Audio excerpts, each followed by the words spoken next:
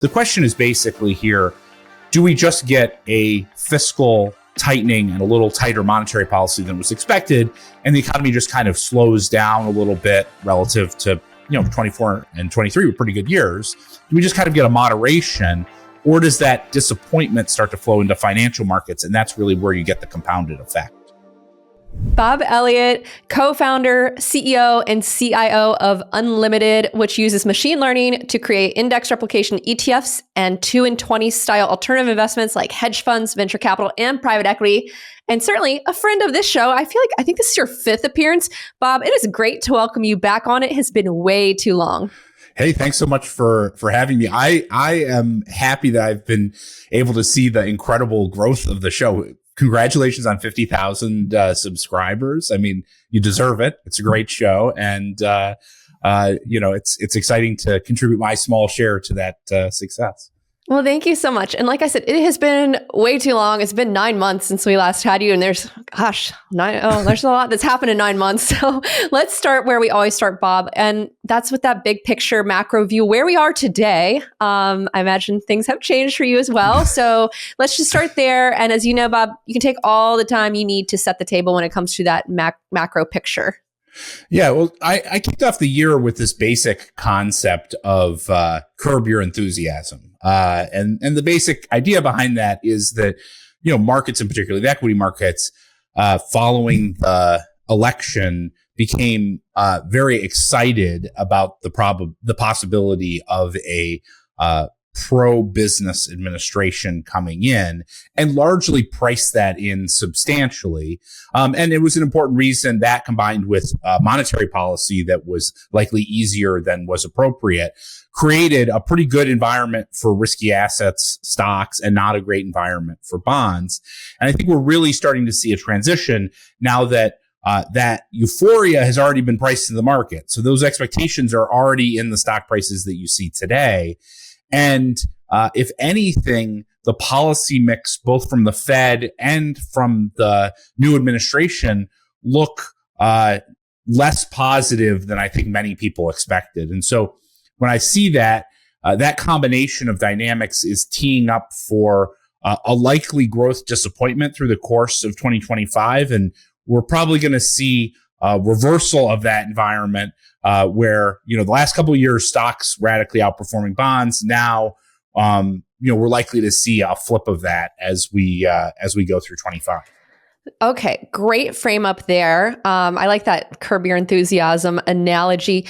Real quick, a couple of things I just want to pull on some threads here. You point out that the policy mix from both the Fed and the new administration, the Trump 2.0 administration, look less positive than many expected. Could you put a little bit more meat on the bones? I'm just curious more from that investor perspective.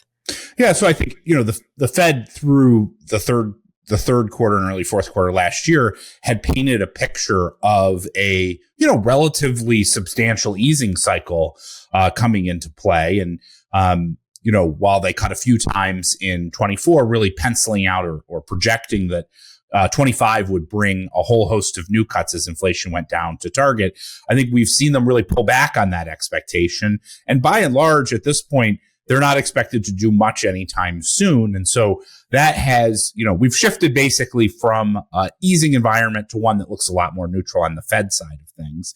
And then when it comes to fiscal policy, I think there's a lot of ambiguity about exactly what the new administration will bring. And let's be honest, it's been a month. They're just finding their desks, and, certain people are just getting appointed. So you wouldn't necessarily expect to see a ton of clarity so quickly. But when you line up the basic policies that they're emphasizing right now, which is restricting immigration, cutting the federal deficit, and increasing tariffs, that combination of policies really is typically a negative on both real growth and nominal growth ahead.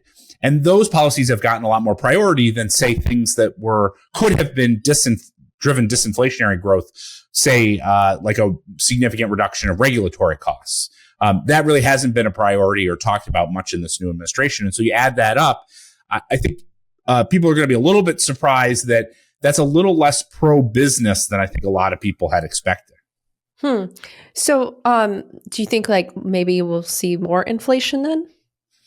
Well, from an inflation perspective, things like cutting the deficit is and restricting immigration probably are negative or probably disinflationary, but disinflationary not for good reasons, not because you're getting good supply side constraints. It's because you're constraining the demand side and getting disinflation through demand side contraction, particularly nominal GDP contraction. That's good for bonds and that's bad for stocks. Stocks want strong nominal growth and bonds want the opposite. And so that combination of policies is not great. Obviously, the tariffs, a lot of talk in terms of the tariffs about them being inflationary. And I think narrowly, when you think about tariffs, they are almost always inflationary on the specific good that is being tariffed. I think the challenge is whether it becomes inflationary at an aggregate economy level comes down to whether households basically just save in response, basically just save and just spend more across their total portfolio, or they get significant wage growth that can help them pay for the higher prices. And right now, when we look at the environment, neither of those things seem like they're going to happen. And so much more likely that we see weak real demand and kind of, modest nominal spending, weak real demand as tariff-related price increases flow through. Okay, that's an interesting point too, understanding like the demand side of it as well. So these are the dynamics that are, as you point out, it's going to be maybe a bit of a disappointment when it comes to growth then. Yeah, I think that whenever you're trading markets, it's all about how things come in relative to expectations. And for a while, I say to start 23, I'm sure you remember the first time we talked, it was 100% chance of recession. Right? Yeah. And we said, we talked about how that probably was a little overpriced, let's say at 100%. And similarly, when people were, when markets were pricing in the start of 24, markets were only pricing in U.S. real growth at something like 50 basis points to 100 basis points. And U.S. real growth in 24 ended up being, between 2 and 3%. So we had 2 years of significantly weak expectations and significant outperformance. I think the issue here is as we enter here in 25, markets are expecting and economists are expecting real growth to be, 2.5 or 3% at a time when the natural inclination of the economy is to slow. And we're getting those fiscal monetary policies that are tighter than expected ahead. And that doesn't make for a good combination of things to meet those very high expectations. Okay, interesting. What do you think is the big risk then for 2025? Well, I think for a lot of market participants, I think the main risk is that disappointment creates a self-reinforcing dynamic. And so you could easily have a situation, let's say, the tax policy or the fiscal policy ends up being tighter, pretty tight. There's a lot of effort to balance the budget or at least reduce the deficit. Probably the TCJA extension will be met with some sort of offsets, as well as the debt ceiling raise will be met with some sort of offsets. Those would be contractionary to the deficit and contractionary to government spending. If you get a couple of those, you can easily get that negative growth impulse hitting the economy. The real question is whether that starts to disappoint the financial markets. And the financial markets, if they start to get disappointed, you start to see weakness there, that can flow back through to household consumption and demand and start to hit that as well as hiring. And that's really where you get the big risk. And so the question is basically here, do we just get a fiscal tightening and a little tighter monetary policy than was expected, and the economy just kind of slows down a little bit relative to 24 and 23 were pretty good years? Do we just kind of get a moderation, or does that disappointment start to flow into financial markets, and that's really where you get the compounded effect? What if you can grow your gold so you're not just preserving, but you're growing your wealth in an asset that can't be inflated away by money printing? Monetary Metals lets you do just that. You can earn 3% on gold, paid in gold, in their secure gold leasing program. And if you're an accredited investor, you can earn even higher yields in their bond offerings. Previous bond offerings have paid 6%, 12%, and even as high as 19%. The interest you earn is paid in ounces of physical gold or silver, which you get in addition to any price appreciation that comes from gold and silver during the year. The question is this: why earn in dollars when you can earn in gold? Join thousands of investors who are earning interest in physical gold and silver every month with Monetary Metals. Visit monetary-metals.com/Julia to learn more. So earlier you pointed out, when we were talking about the disappointment, and maybe we could see a reversal of this environment. Maybe the transition here, you were talking about a transition. Is that transition going from like stocks to the bond market? Can you help me understand the transition part and how it relates to markets? Yeah, well, if you look at both stock and bond prices, I mean, just think about bond yields, today in the mid fours, we're still at quite elevated levels. We're not quite we peaked at 5 a couple of times, or close to 5 a couple of times, but at 4.5, we're still pretty elevated on bond yields. And that reflects pretty high growth expectations. Just take real rates, real interest rates today are well above, where they've been on average over the last 15 years. So again, pricing in pretty high growth expectations in the economy. And similarly, when you look at what's going on with equity prices, you have expected earnings growth that's, 17% over the course of 2025. 17% earnings growth. It's not unheard of. It's certainly possible, but it's pretty unlikely or pretty unusual in an environment where nominal growth is growing at 5% and where we're late cycle. This isn't coming out of a challenging growth environment where you're getting a rebound from depressed earnings. Earnings are at all-time highs and they're expected to grow extremely strongly. And then even further out, PEs are basically at all-time highs. Again, last time we saw something like this was in a late cycle environment was the tech bubble period. And so you put that all together, very, very lofty expectations of growth in the stock market, very lofty expectations of growth in the bond market. The issue is that if there is a disappointment to those lofty expectations, it affects the prices of those two assets in an inverse way. Bonds would rally and stocks would sell off. And so that's kind of what we're seeing. And we've started, for a little while, stocks held up relative to bonds, but even in the last couple of days, we've started to see these negative growth surprises, even today, starting to have the flavor of that market action where bonds are rallying and stocks are falling together in a way that's, just the tip of the iceberg in terms of repricing growth weaker. Interesting. Okay. So for folks watching, listening, Bob and I are chatting here. It's Friday, February 21st. It's 11:17 a.m. And you're right. Markets have been selling off. Also on just the sentiment as well. What do you make of that? Well, I think sentiment is a very interesting dynamic in this current environment. We obviously saw a very strong rise in sentiment post-election, particularly in surveys of those cohorts that had political affiliations with the new administration. So something like NFIB, which is a small business survey, surged, basically at its most rapid rate we've seen in a couple of decades.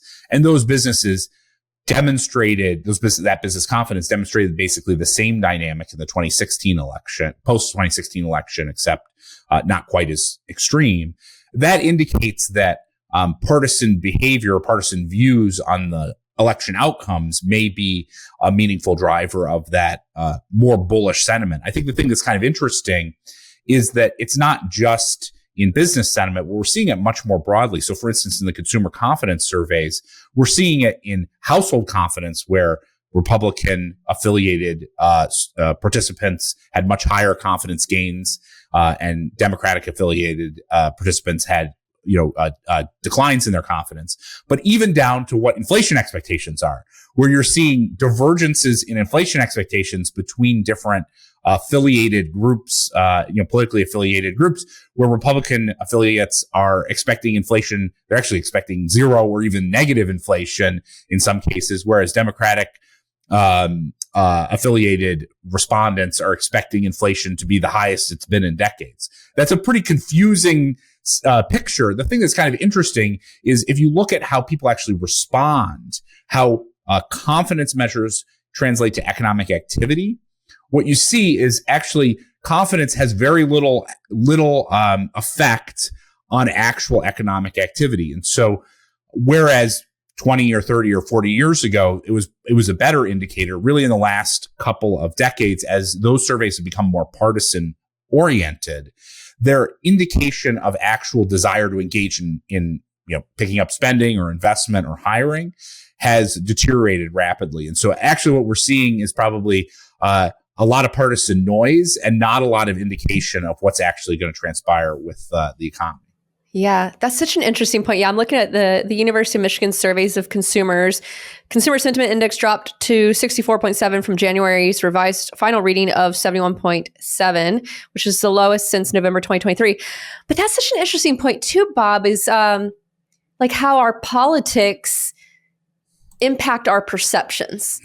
And I imagine, is that hard as an investor to separate that, or you just have to be keenly aware of that? Like, well, I think anytime you're looking at, let's say, commentary or even predictions about what's likely to transpire, in a way that 20 or 30 years ago, a partisan lens wasn't a meaningful driver of people's perceptions. Today, in many cases, it is a meaningful, it has a meaningful impact. And so just take something like Doge, which, I think if you went out there and talked to folks about and read commentary about what's happened so far, you'd get everything from they're going to cut $2 trillion a year in spending down to, they've only been able to cut $8.7 billion in, with some contracts. The reality sits somewhere in between there. But I think for a lot of folks who are trying to sift through the macro noise, what they're predominantly getting when people are commenting on these particularly new administration policies is a partisan view of what's happening, either partisan hope or partisan disdain for the behaviors. And so I think one of the key things as an investor and particularly as a macro investor is your personal politics have no role in trading markets. No role. You might think it's good policy, you might think it's bad policy, but it doesn't matter. When you're trading markets, there is what is the macroeconomic consequence of the policies that are being announced, they're being implemented and announced, and what's priced in and where are there differences between those two things. And so I think it's actually having the discipline to pursue analysis in that way that is the big challenge right now, because it's so easy to get caught up in all the partisan noise and personal belief in one direction or another. Yeah. All right. I want to go back to another thing you said. You're talking about like kind of the setup, like these dynamics between stocks and bonds, and you referenced like we haven't seen this kind of setup since the tech bubble. Is that correct? Well, certainly when it comes to U.S. stock valuations. Okay, valuations. And when you look at PEs or implied earnings growth for the U.S. stock market, longer term implied earnings growth, because really PEs, when you look at short term earnings growth, you want to, analyst expectations are pretty good indicators of what's going on, or what expectations are. They're always a little too high, so you just got to haircut them a little bit. But that's good indication in the short term. Over the longer term, PEs are a good indication of what sort of 10-year real earnings growth expectations are. And that's where you're seeing, estimates or expectations that are quite elevated. I think the thing that's interesting under the hood there is that the composition of those elevated expectations are probably a little different than what people would expect on the surface. For a simple example, the Mag 7 earnings are expected to slow. They've been very strong, obviously, as we know, and that's driven very strong equity price gains. But if you look at how investors are pricing in their earnings growth over the course of the next 10 years, it's actually expected to slow from the mid-20s into the teens. That seems pretty reasonable. They're still very high growth companies, but that's expected to moderate. What's interesting is if you look at the non-Mag 7, the expected earnings growth it's expected to double over the course of the next 10 years, give or take. And so what is expected there is to go from sort of mid-single digit earnings growth to double-digit earnings growth. Now, that's an interesting situation because basically what it's saying is somehow it's basically pricing in the expectation that the AI and tech gains that we have initially been accumulated in the Mag 7 are going to get distributed to the rest of the economy. And that's the real question. Can the rest of the economy monetize? Can other companies monetize the sort of productivity gains that are getting priced into the Mag 7 over the long term? So far, the answer is no. But the market's betting that they will be able to. Interesting. Okay. Speaking of like the market too, like from what I understand with Unlimited, you all can kind of use machine learning to maybe understand, track like how more of these traditional fund managers are allocating or operating in this environment. What kind of insights can you share there that stand out to you? I know you had a report that you put out earlier this year, from Q4 even, but just curious, like, how are folks kind of navigating this environment from where you sit or what you're observing? Well, I think anyone who's in the markets right now, a professional investor, looks at the world and let's say if they are sufficiently putting their partisan lens on the shelf, will recognize that there's a lot of uncertainty. A lot of uncertainty. What exactly, like just take tariffs, for instance. There's been something like $300 billion a year type impact announced related to tariffs, and there's been $20 billion a year of actual impact implemented. Okay, well, there's a big difference between 20 and 300, right? And how will that play out is a real question. And I think anyone who says that they are certain that it's going to be in one direction or another, again, probably talking to you from a partisan lens rather than having a real understanding. Because, I mean, do you know what's going on in the head of the current administration? I have no idea, right? And so professional investors are sitting in a position where there's a lot of ambiguity, a lot of policy ambiguity ahead. And so probably the most interesting thing that they're doing is having basically the lowest conviction we've seen in almost a decade across their positions. And if you run hedge fund money and you've been around the markets long enough, you know that basically there are times when you have high conviction where, you know, the pricing, the markets, the direction, the policy is pushing in one direction. And there are times when you have low conviction. And actually part of the skill of trying to generate alpha is knowing when you're in an environment of high conviction or low conviction, because you want to take a lot more risk to generate better returns when you're in a period of high conviction. And so as we scan across it, whether it's stocks, bonds, commodities, gold, fixed income views, all across basically all the major asset classes, hedge fund managers are in a position where they're saying, let's wait and see rather than put on a lot of risk here, given there's so much policy uncertainty in the market right now. That's interesting. So that would be maybe a bit of a sign of, is that like a cautionary sign if you don't see that conviction, if it's so low? Is that how you could interpret it?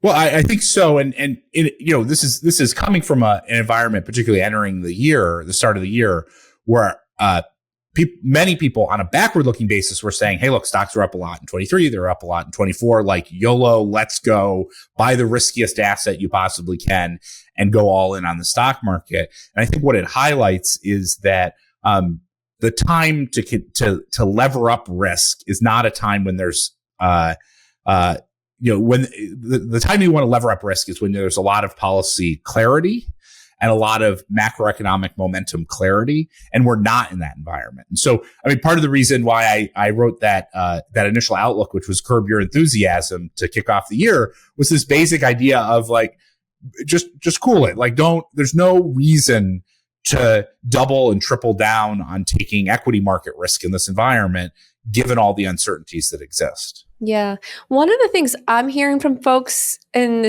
I wouldn't say it's a full-on trend yet, but I keep hearing it from guests. So is that folks are sitting on like dry powder, if you will, like extra like liquidity or cash, and they're waiting for an opportunity to deploy it. Are you also seeing that across fund managers? Or do they have more like dry powder or firepower, powder, if you will? And are they waiting for opportunities or catalyst? And what might that be? Yeah, I think many of the most sophisticated managers, particularly in the hedge fund space, are doing exactly that, which is, you know, the flip side of low conviction is low risk taking and, you know, effectively high cash or the ability to take on more risk ahead, which, you know, you can kind of think about as having high cash positions. The thing that's interesting is how little cash holdings there are amongst more traditional managers and among the retail side of the markets as well. If you look at how retail investors are positioned, they're basically holding as extreme long equity risk as they have in all of history. Household portfolios have the most equity positioning or equity allocation than they've had in decades, really since the tech bubble. And even more traditional managers, if you look at mutual fund managers, they've had a lot of trouble keeping up with index performance in an environment where, stocks just kept going up and up. And so they also have as little cash positioning as they've had in a long time. And so we really have a bifurcated market here where retail and traditional asset managers are all in on the success of the stock market, and professional managers are a lot more hesitant and cautious. And I think for them, it's really about when do we get clarity about the directionality of policy? I mean, look, it's paid to do nothing in the course of the last 3 months. Stocks today are basically where they were on the Friday after the election. So, that's actually low conviction is a good trade in that environment if markets are just chopping sideways until you get a point where there's a clear break in the dynamics. And there, I think then they'll start to deploy capital and really take advantage of that. Mm-hmm. Let me ask you this too. As someone who's been in markets for a long time now, well, not that long, but long time. I'm not saying, well, you have a lot of experience. I'll take that as a compliment. Okay, it's a compliment. It's a compliment, Bob. It's a compliment. You are truly a macro guy. Although I did learn that you were like a botanist or into botany, which is I am a botanist by academic training. So, yeah. A bit of an odd. You're a scientist. Yeah. Exactly, Which I love. Exactly. And you know what? It probably helps you see around corners too. Okay. Let me ask you this. What are the things that are kind of keeping you up at night right now? Like, what are those for you as it relates to the markets, economy, even? What are the things that, you keep thinking through? Well, for me, the basic framework here that I'm discussing is how we're likely to have a negative growth surprise ahead. And for me, one of the key challenges with that is that sentiment and market pricing can, move in a direction away from your view for longer than you may be solvent, right? And so from my perspective, the real question is, when will markets start to recognize that there's likely to be, much tighter fiscal and monetary policy than is reflected in current prices? And when will investors start to shift their thinking about that? And I think the challenge is that sort of idea. It really needs there's going to be some catalyst. There's going to be a moment, and we don't really know what that catalyst is. It could be the budget discussions that are going to they're already starting and really going to pick up over the course of the summer. It could be the debt ceiling issue. It could be, people could look through those and wait until you actually start to get the real fiscal tightening happening that really hits the economy, which would be in the second half and early 26. And if that's the case, you could easily have, sentiment, let's say the AI trade or the AI hope, continue to run asset markets up, even though the underlying fundamentals are being eroded. And so that's the strain, the stress is, when does that shift happen? As I said, days like today are telling that, if we went back when there was when the euphoria wasn't fully priced in, you'd see weak growth stats lead to falling bond yields, rising bond prices, and actually stocks rising because people expect easier monetary policy. That's what we saw in the second half of 24. And then today, and the last couple times we've seen these negative growth surprises, we're starting to see a flip in the market action, which is, bonds are rallying and stocks are falling.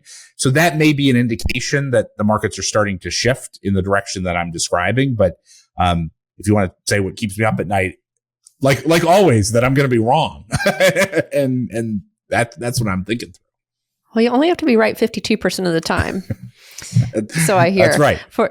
To be one of the greats. Okay, let me ask you this too. One more question, because this audience does care about gold. Do you have a point of view on gold? I know we've talked about it in the past, but it doesn't seem like it's behaving how it normally should be, or is it? Well, the most important thing to think about gold is it's a global asset. And so you really do want to think about global dynamics when you're thinking about it, thinking about the price pressures. And so a lot of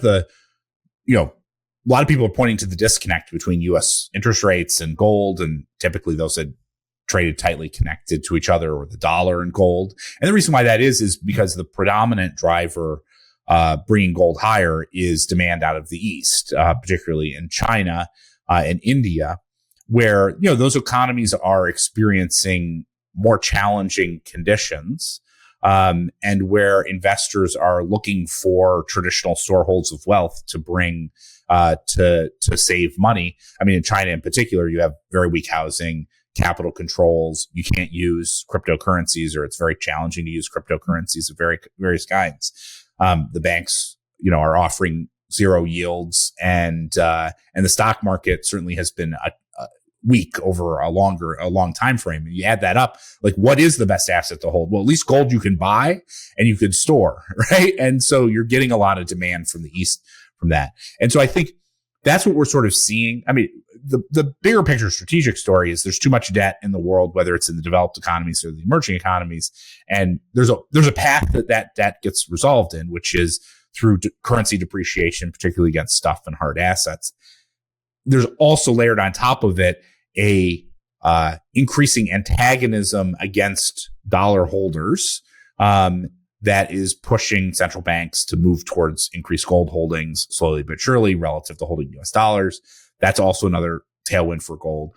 And frankly, at some point, I would expect Western investors to start to recognize that maybe they should have some gold in their portfolio.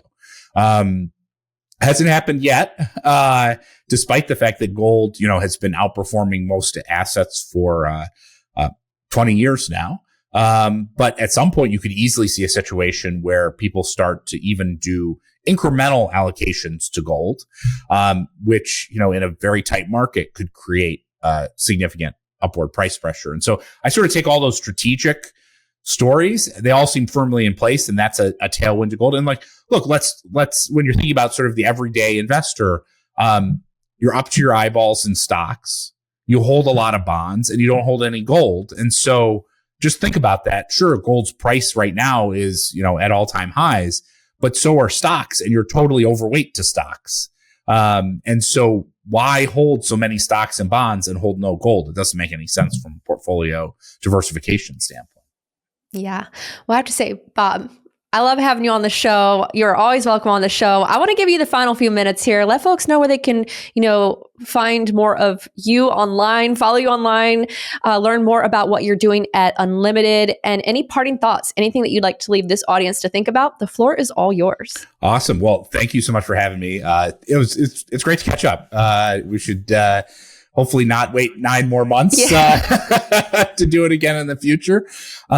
If folks are interested in what we're doing at Unlimited, where we use technology to understand how hedge funds are positioned and package that into products available for every investor, check out unlimitedfunds.com. There's also a lot of commentary and thoughts there about portfolio construction, manager selection, and the hedge fund industry as a whole. If you're interested, if you found these hot takes on macro interesting to you can get a whole lot more across various socials. I'm on Twitter at Bobby Unlimited. You can find me on YouTube at Bobby Unlimited.